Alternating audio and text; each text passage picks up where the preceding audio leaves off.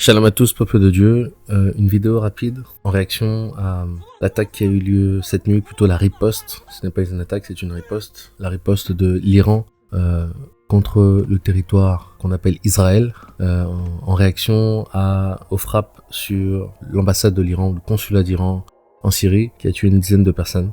Donc là aussi, en tant qu'enfants de Dieu, nous devons être justes par rapport à la sémantique et ne pas tomber dans le piège de la propagande. Ce n'est pas une attaque, c'est une riposte.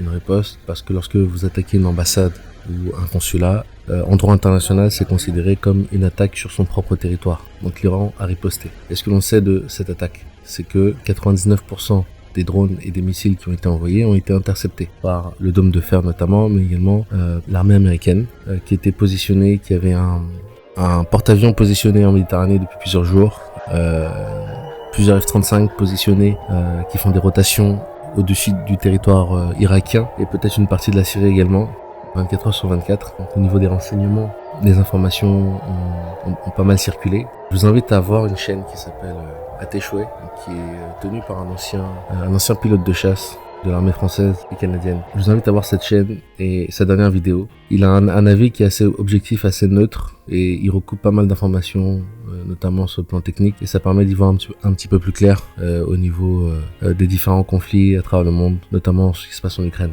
Voilà ce qu'on peut en dire sur le plan, on va dire, terre à terre, sur le plan pragmatique. Qu'est-ce que l'esprit de la prophétie nous dit? L'esprit de la prophétie nous dit que, premièrement, quelle que soit l'issue de ce conflit entre l'Iran et Israël, qui est un conflit qui est lointain en réalité, dans la région, Israël est en guerre ouverte avec la Syrie. Il y a un cessez-le-feu, mais il n'y a pas officiellement de paix entre ces pays-là.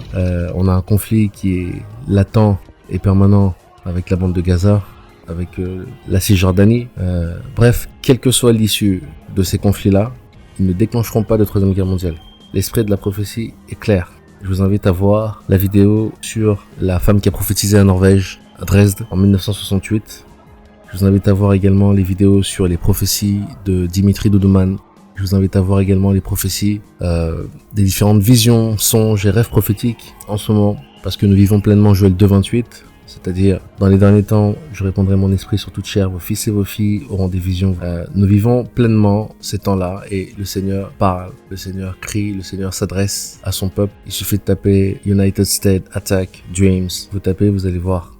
Le déclenchement de la troisième guerre mondiale partira premièrement dans la chronologie d'une guerre civile aux États-Unis, peut-être à l'issue des prochaines élections. Le Seigneur m'a personnellement interpellé par rapport au mois de novembre. J'ai regardé dans l'agenda international ce qu'il y avait au mois de novembre, et au mois de novembre, on a les élections aux États-Unis. Donc il est probable qu'un retour de Trump crée une scission, une sécession de certains États, ou on peut imaginer également que un assassinat de Donald Trump ou une défaite de Donald Trump, mais contestée, puisse à l'inverse créer des sécessions de certains États républicains, comme le Texas notamment, qui mène le leadership depuis le début de cette crise migratoire. J'en ai parlé. Bref, on a énormément d'incertitudes et de nombreux signaux spirituels par rapport au mois de novembre. Donc, dans la chronologie, nous avons d'abord une guerre civile. Aux États-Unis, à l'issue de cette guerre civile aux États-Unis, les États-Unis qui correspondent aux ailes de l'aigle. Je vous invite à voir la vidéo sur les 4 bêtes de Daniel 7, les ailes d'aigle qui sont rattachées au lion britannique. D'accord? Donc, à l'issue, ou plutôt pendant cette guerre civile, les ennemis des États-Unis en profiteront pour attaquer. Et notamment l'ours et le dragon qui est la Chine. L'ours qui est l'URSS. Ils attaqueront les États-Unis. Donc, nous ne devons pas nous inquiéter outre mesure.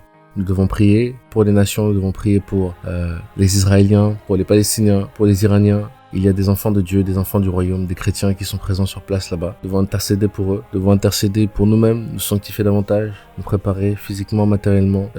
Nous devons faire des stocks, faire des réserves. C'est du bon sens, c'est de la sagesse. C'est ce que Joseph a fait pour anticiper la famine. C'est ce que Agabus a recommandé pour anticiper la famine qui arrivait également. C'est juste du bon sens. Et nous devons être à l'écoute du Saint-Esprit. Certains ont été appelés à partir.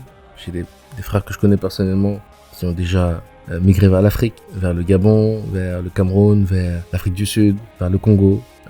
D'autres sont partis dans les Antilles, dans les îles. D'autres sont partis en Amérique latine. Certains sont appelés à bouger à l'intérieur des territoires européens. Vous avez la Suisse qui est un pays neutre. Quoi qu'il arrive, chacun doit être sensible à la voix de l'Esprit Saint. Ne soyons pas troublés comme si la fin du monde était déjà là. Non, ces événements sont ce qu'on appelle des accélérations prophétiques. On a eu la crise du Covid, beaucoup ont prophétisé la fin du monde, la fin des temps, le retour du Seigneur. Non, ce sont juste des accélérations prophétiques, des événements qui permettent de pouvoir préparer le dernier conflit majeur qui donnera naissance au nouvel ordre mondial et à l'émergence de l'homme impie. Donc dans la chronologie, vous avez d'abord guerre civile aux États-Unis. Suite à cette guerre civile, une attaque surprise de l'ours russe, du dragon chinois et de ses alliés contre les États-Unis, donc une réponse derrière de l'OTAN, une destruction de l'OTAN. Et suite à cette destruction-là, on peut effectivement par après imaginer que l'ensemble des ennemis d'Israël, le protecteur américain ayant été mis hors d'état de nuire, l'ensemble des ennemis d'Israël pouvant coordonner une attaque sur Israël. Mais quoi qu'il arrive, dans la chronologie, vous devez observer en priorité ce qui se passe aux États-Unis d'abord. C'est la priorité. Regardez ce qui se passe aux États-Unis. La température concernant le dernier conflit majeur, c'est les États-Unis et l'élection qui aura lieu au mois de novembre.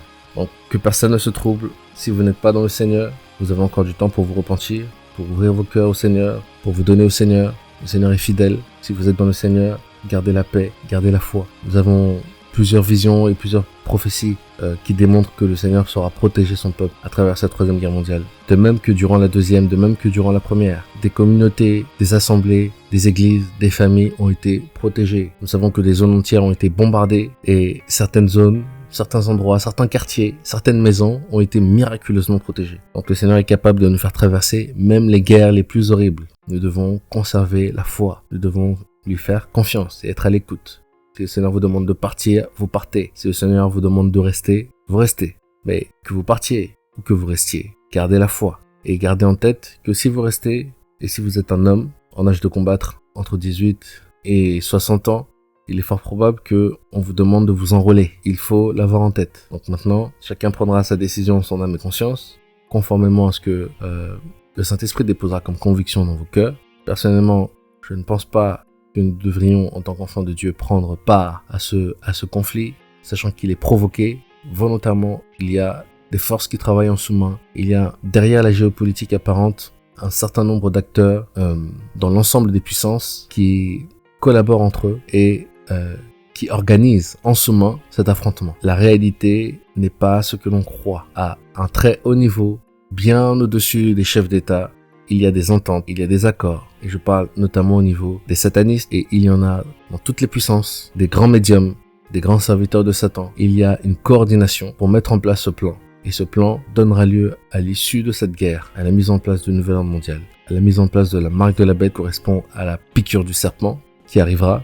Pas celle qui a eu lieu en 2020-2021. C'était juste une préparation. Mais la marque de la bête arrive. Et conformément aux prophéties, nous allons traverser la grande tribulation. Nous allons traverser les 7 trompettes. Nous ne serons pas atteints par les 7 trompettes. Le Seigneur saura nous protéger, nous préserver. Et à la dernière trompette, le mystère de Dieu, comme il l'a annoncé à ses prophètes, s'accomplira, c'est-à-dire mais qu'au jour de la voix du 7e ange, quand il sonnerait de la trompette, le mystère de Dieu s'accomplirait, comme il l'a annoncé à ses serviteurs les prophètes. L'enlèvement de l'Église et le retour du Seigneur qui sont un seul et même événement et simultané. Le Seigneur revient dans très peu de temps pour remettre de l'ordre. Ayez la foi, ayez confiance. Blessing.